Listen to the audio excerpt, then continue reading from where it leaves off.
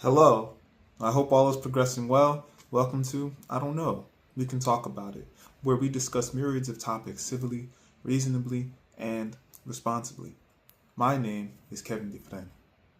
Our first topic is about deep fakes, a bill that may assist with tending to deep fakes, in particular with the posting of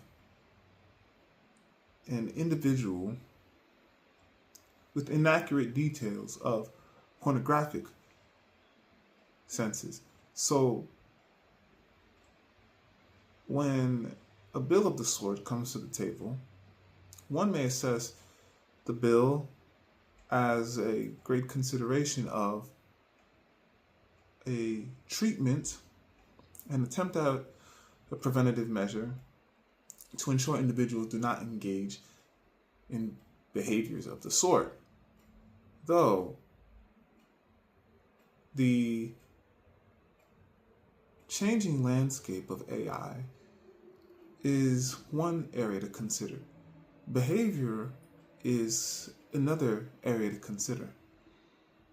There are entities, school safety entities, engaging in parameters of monitoring to ensure safety of youth, safety of individuals online, particularly while individuals are in school, though maintaining protective measures to ensure no situations may potentially arise even to a point of danger, to a point that infringes on one's safety.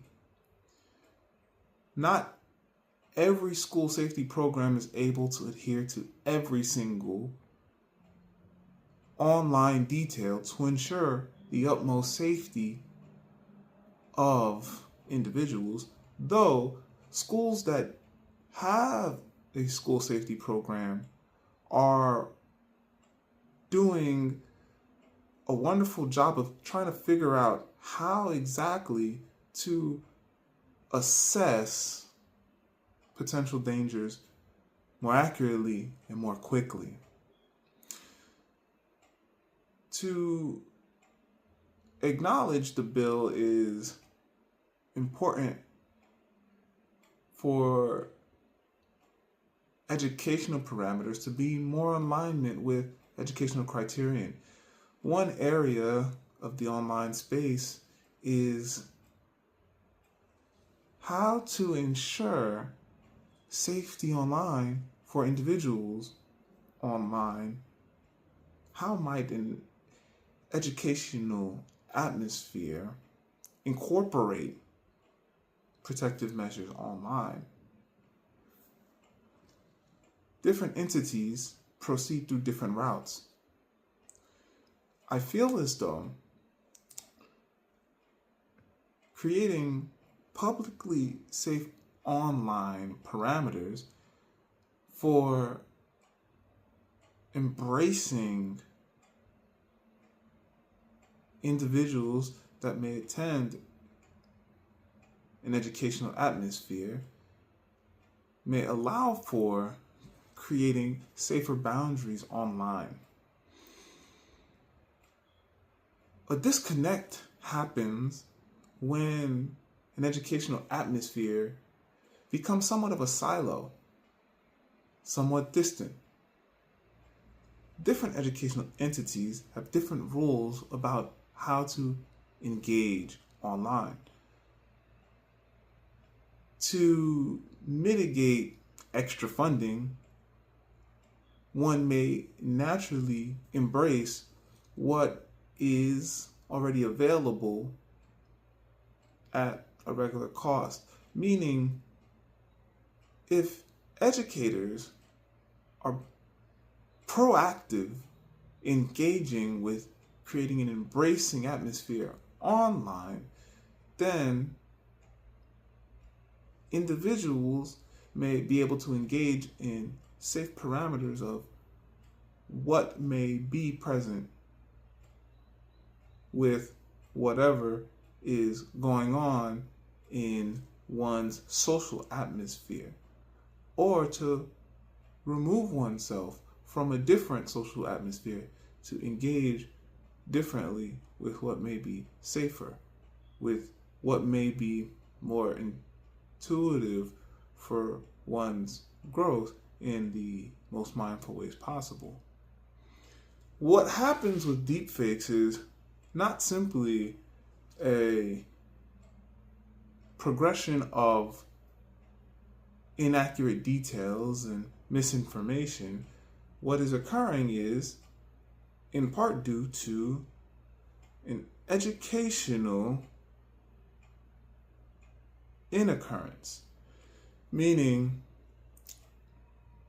not only are individuals attempting to navigate growing as human beings, though individuals are attempting to navigate the world presently, especially if in connection with social media, if a cell phone or technology that allows for one to be able to access certain portions of the internet is available, are available for use.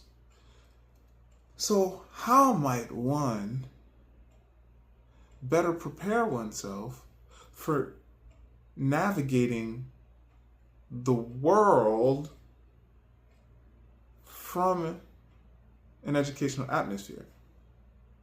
If an educational atmosphere acknowledges educational criterion, then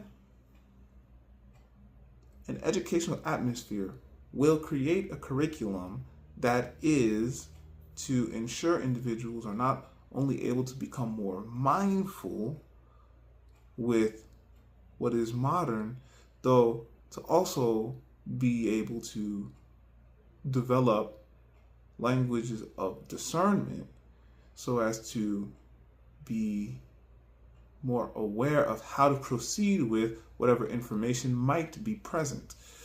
Thirdly, individuals will understand that the world is full of myriad forms of information and will not experience extreme shock when encountering a situation that may be out of the sphere of adult visualization, outside of the sphere of adult awareness, meaning individuals may understand how to navigate parameters that seem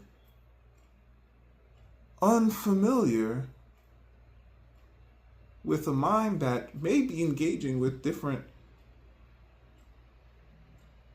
types of scenarios, different types of situations of which the bill is engaging with in a way that is not harming, though disalarming. So one does not go through shock trauma, one goes through an understanding of, here's the information, here's how to understand the information. The idea is to acknowledge how a curriculum needs to be of modern attention. The reality being because there are myriad forms of details that necessitate attention in modernity, which may work together through proper compilations to be informative. So individuals may be proactive with what is informing, with what is of the learning, so one may better engage as a more mindful, efficient individual in the world of which we all live, in the ever-progressing interdependent reality.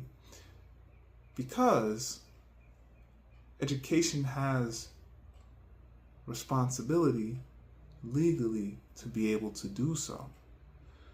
Not saying an educational environment is not suitable if not doing so, though indicating that an educational environment aware of the utmost progressions happening at other entities of educational parameters, the allowance of growth becomes more familiar.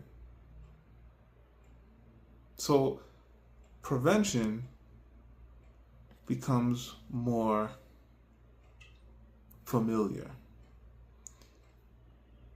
More so than indicating what some may be aware of as individuals in a state of the forcing of attention. A student is a human being before a student. So any individual attempting to navigate these parameters may greatly benefit from navigating what is ideal for prevention.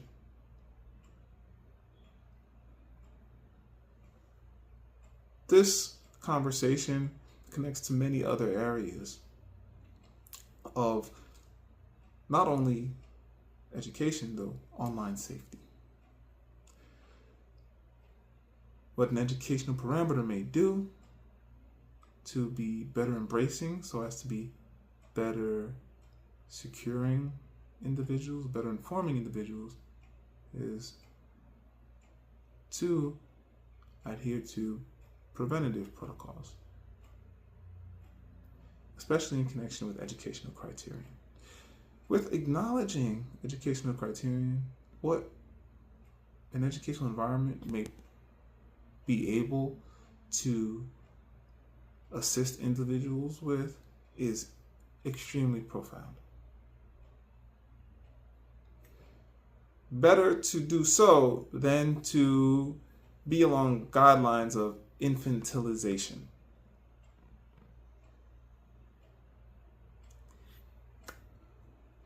Our next topic is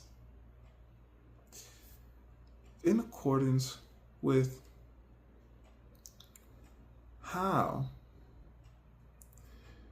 an educational environment may proceed with creating as well as engaging mindfully as well as programmatically with funding.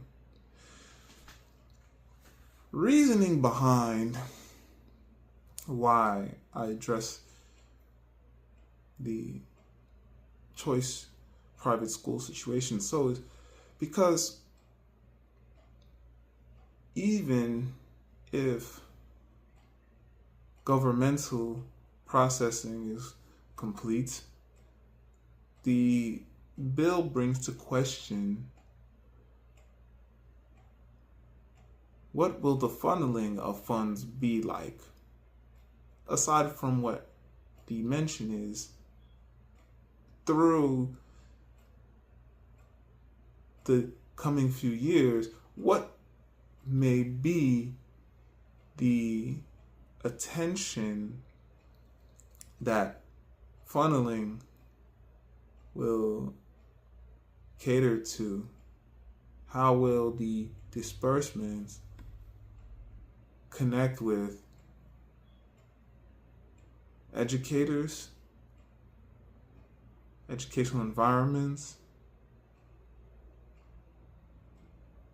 privately, publicly?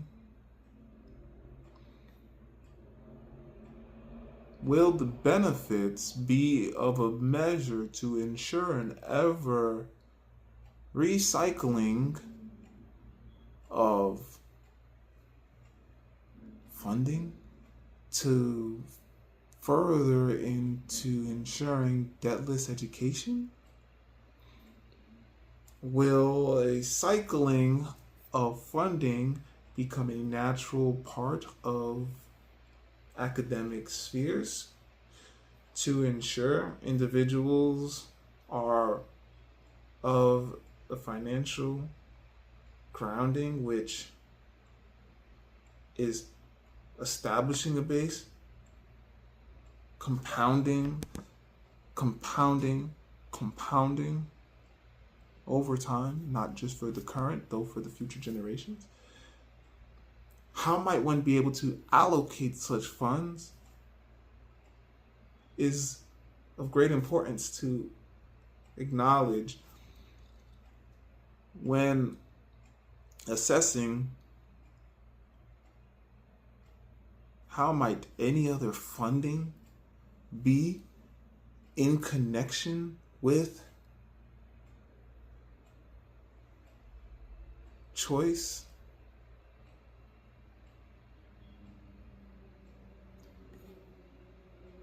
Concerning different funnels of finances, how the alignments happen is important. So the bill may seem contentious, especially in reality of testing, especially in consideration of what might be effective from the bill versus what may prove to be establishing what may not be effective. If what does go through establishing is effective or is not effective, will the growing further, will the establishing become somewhat standard for individuals to acknowledge or not?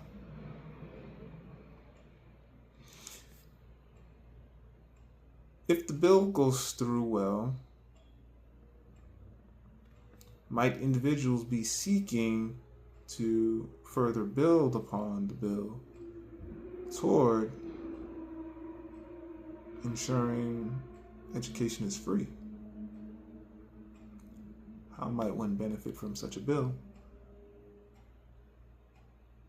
in other ways if one is bringing in a lot of funding, if one is experiencing what understanding a tax bracket may be like, then how might one consider one's relation to finances in connection with the choice bill?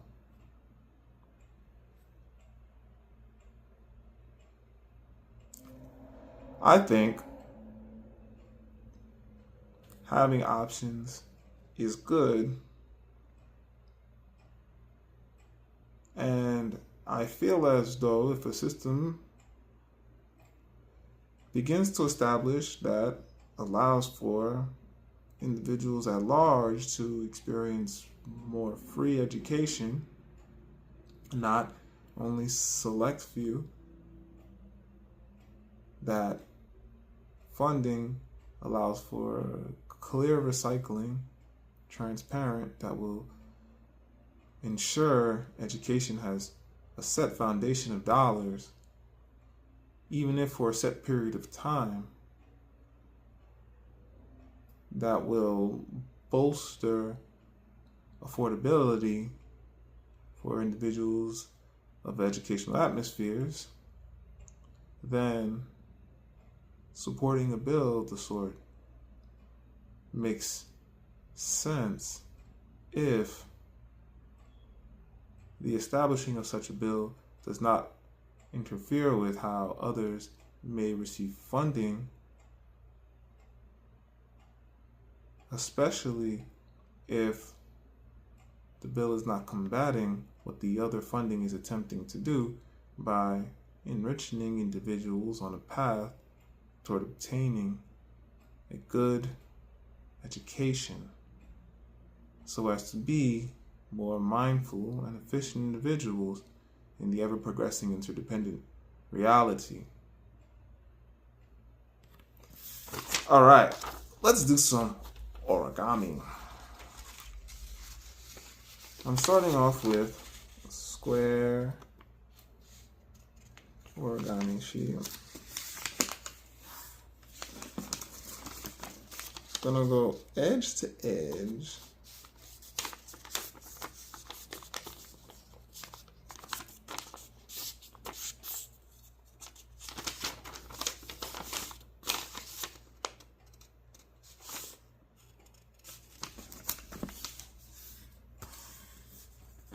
And point to point, so corner to corner. The corner to corner can be of the opposite side. So if one folds on one side, edge to edge, just flip the paper over 180 degrees and get the folds point to point. Now, what we're going to be going for this origami is we're going to open this sheet up. We're going to be going to the triangle. So if you fold the flaps in, even though each one will create something different. This is a diamond, and of course, if I just reverse fold it here, folding along the corner to corner line will have me do this. The next portion here is going to involve a few leg folds, and first things first is we're going to create basic folds here. So one thing is to fold down this fold here, so might be actually really big fold. So I'm going to actually look at the instructions at some point if I feel like this fold is way too big. But let's keep going here. So after I make this initial fold, as you can see, we're gonna have to make a fold that will align well with the rocket wing formation that we're making. Okay, so the initial fold here, again, this one here is extremely deep. It need not be so deep. It just needs to be from the point, so we can bring it out a little bit. So I'll flow along this line here as my guide to this fold. Okay, and I'll do the same for the other side. So as you can see, we can benefit from this initial deep fold. All right. And then we're going to just turn the origami over, and we're going to do the same thing to the other side. These folds are very much mirroring throughout this whole process. So you'll be able to see how the folds are. Here we go. So voila. Next, I'll just flow with this. We're going to fold over. So that's actually really important to do here. It's to fold over. So when you fold over, you'll end up with the fold actually on the opposite side. So in here, this fold will actually be opening up.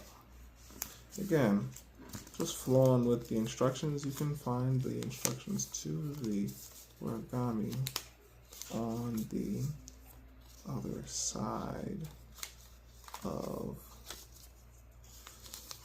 the screen below in the summary. Okay, so what I'm doing here now is just flowing through, and honestly I do have a great idea of how to make this, so I'm gonna just continue with that.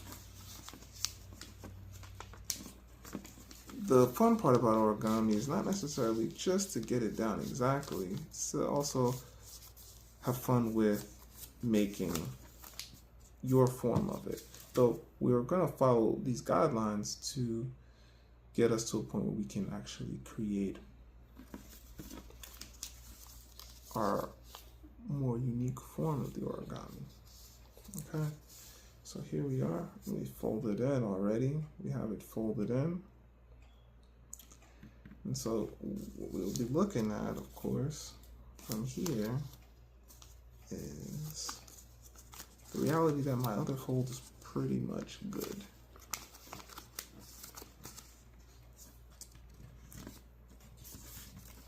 We're looking at now the structure of our form. We're going to close this. So we have our folds here. We're going to close these folds right here. So just a reiteration, my initial folds are actually correct. How you fold the origami will be up to you if you want to add some flair to your design, because eventually what you'll see is the design flows to be very much the same. So we're gonna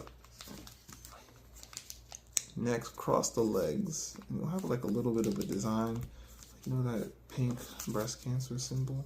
So we're gonna have to create somewhat of this right here.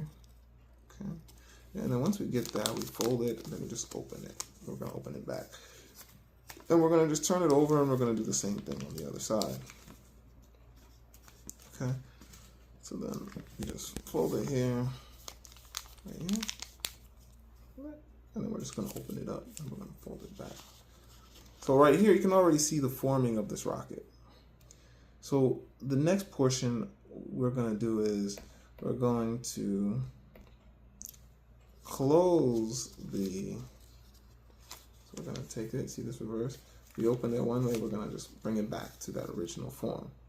And already, as you can see, it kind of looks like a starship, a little bit like, so we bring it back. And you can see how you can discover these different types of origami designs as you go along. So what we're gonna do next is we're gonna actually take this pointed corner, okay? So this point where the bend is at the top, we're gonna take it, we're just gonna bend it in. Okay, so you're gonna have yourself like a little triangle, just bend it so the triangle is in. You'll see the center here. You see the center here? The center is right there. You see that center? You're gonna bend it, and then you're gonna have it open. This is a good pattern to see and recognize, because you'll get intricate like this with more advanced origami. So the next thing is, as you bend it and open it, you're gonna bend it again. This time though, you're gonna bend it on the inside. So that inside flap, you just create this flap here, that mini flap. You're gonna just bend it here on the inside, right here. Then you're gonna fold in that flap. So I'm folding it in. Then from here, going to bring just the leg back. Okay, perfect. And once this happens, guess what? We have to do this for all the sides. So we come in here. Again, if you can pay attention here, there's a point here, you have this like fold here. We're just gonna create our triangle using that line. The line will meet up at the bottom portion as well as at the top portion. Okay. Then we're gonna open it, and we're gonna just fold in this little triangle we just made, fold in again. Okay. Just gonna fold in again here. Then we're gonna fold over using the same folds that we're done making. Fold over, and then we're just gonna bring the leg back. And voila, so far here we have it. Okay, next we'll just turn this over. We're gonna do the same thing. So as you can see, we have that point here. If the fold from before feels a little faded, just press it down a little bit. You'll find that framing fold there, and it works perfectly fine. All right, we open it here. Boom. I have that fold in there. Now I'm gonna fold it in. Okay. Then after I fold it in the fold, I fold that fold over, that triangle fold, the big one, and then I just fold that leg back. So let's try this in a different direction. I'm gonna hold it up this time so that it's a little bit clearer to see. Okay. All right, here we go. And with origami, you can press it as much as you want. It's fine. So from here, I'm gonna just take that point from the initial one. You see that line is gonna be a helpful guide. And we're gonna just match it to the center here. Okay, so I'm gonna take this line and I'm gonna match it to this line, not the center. Just match it to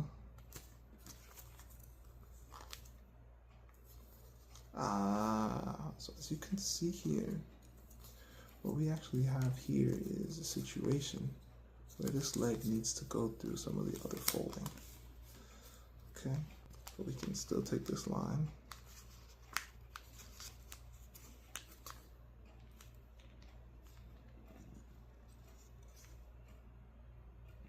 and fold it so we have the proper form. So what I can do here is just line it. Okay.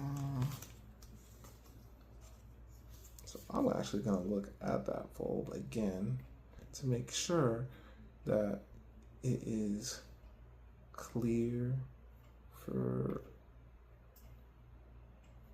this next portion.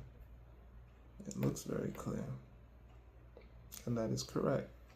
So with that, I'm going to take the fold here, bring it to the middle. What it's striking me is how the fold happens here. So again, we take it here, voila, here we go.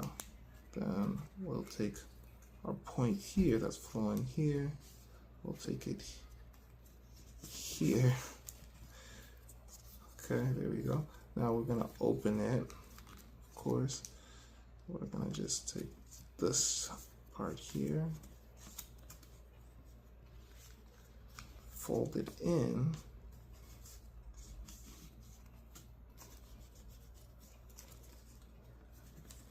and then we have to fold it out. What I'm looking at though, as you can see, is how the creation of that initial fold, so like I make the triangle here and it follows this line, how this fold actually is, like once I fold it in here, then I have to fold it in close. That's what's very important, so that you can get that fold from being outside to being inside. Otherwise, it'll be a little bit like it needs a locking that's not present. Okay, so now I press all of it together. It looks like a nice rocket, pretty flat, which is fine. The next step is actually going to require some propulsion, some help. So that means here we're just going to open up the middle, if you so choose. Obviously you have a cool looking rocket here. It can stand, you can just put your finger in the middle like this, and it can also just kind of stand like that. Also, you can just go and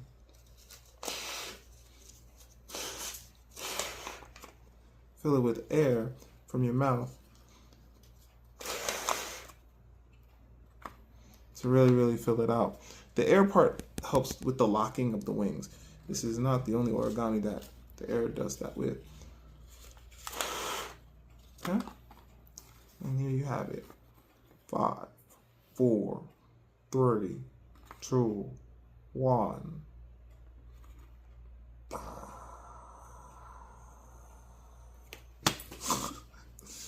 All right. With that, our next topic is about reading a physical book. When reading a physical book, the brain physically changes. So one may receive long-term health benefits from reading a physical book. The book I'm going to discuss is Principles by Ray Dalio. The text covers how good principles may guide a company, especially the company of which Ray Dalio, as well as Ray Dalio's associates, if one will, are communicating of. Now, I think the text offers extremely valuable advice. I do think what is important is individuals are aware of how Ray Dalio eventually discusses how communication may be in particular connection, so one does not feel that what is of the principles easily means everyone is of the conversation, which makes the principles very important to acknowledge, more so for one moving forward in one's life. How one chooses to determine the principles is a part of what Ray Dalio is engaging with. That the principles are guidelines that one may acknowledge. The principles are guidelines that one may use to springboard from. The principles are extremely present and really boost the benefits of how communication may be for a business, how a business may operate well through and through different processes by applying principles that work effectively practically. On an individual level, though, systematically, to ensure one acknowledges the principles well, the text does offer engaging parameters for one to assess how one might proceed with what each section is discussing. The text flows extremely well. I think the text is extremely valuable for one to consider when aligning how one may want to develop one's own business, how one may want to engage with business generally, how one may want to engage with economic, social parameters of one's experiences with business. The text definitely feels like not just a guide, though a programmatic establishment for individuals seeking grounding for acknowledging business parameters. So I really enjoy the text, and I really think that the text may prove very well for individuals seeking to build an awareness of what a company that deals with a lot of funding, a lot of funds has in progress, as well as for individuals that are seeking to acknowledge what may be effective, what may not be effective with whatever one is currently engaging with. So thank you for joining I Don't Know. We can talk about it. Onward and Upward. Kevin Dufresne.